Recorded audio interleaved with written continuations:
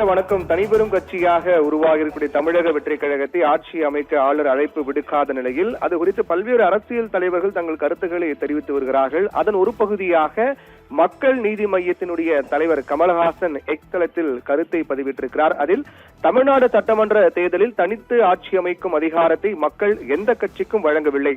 இந்த முடிவு தமிழ்நாட்டு வரலாற்றில் முன் எப்போதும் நிகழாத ஒன்று என்று பதிவிட்டிருக்கிறார். அதன் தொடர்ச்சியாக என் சகோதரர் திரு மு.க. ஸ்டாலின் அவர்கள் மக்கள் தீர்ப்பை மதிக்கிறோம், பொறுப்பான எதிர்க்கட்சியாக செயல்படுவோம் என்று அறிவித்திருக்கிறார். அவரது அரசியல் முதிர்ச்சியை நான் மதிக்கிறேன் என்று கமலஹாசன் பதிவிட்டிருக்கிறார்.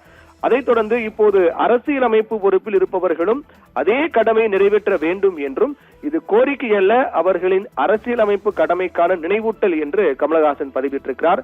மேலும் திரு விஜய் தலைமையிலான தமிழக வெற்றி கழகம் 108 இடங்களில் வென்றுள்ளது. அவரை ஆட்சி அமைக்க அழைக்காமல் இருப்பது தமிழ்நாட்டு மக்களுடைய ஆணையை அவமதிப்பதாகும் என்றும் 233 தேர்ந்தெடுக்கப்பட்ட உறுப்பினர்கள் இன்னும் பதவியேற்க முடியாமல் இருக்கிறார்கள்.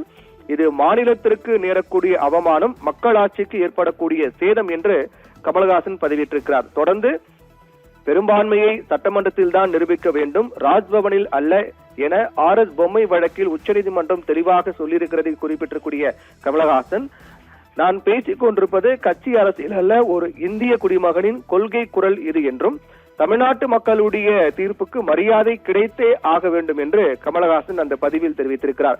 இதன் மூலமாக 2 விடயங்களை அவர் குறிப்பிட்டிருக்கிறார். ஒன்று, ஒரு பொறுப்பான எதிர்க்கட்சியாக மு.க. ஸ்டாலின் செயல்படுவார் என்று சொல்லியிருப்பது மிகவும் போற்றுதலுக்குரியது என்று குறிப்பிட்டிருக்கிறார்.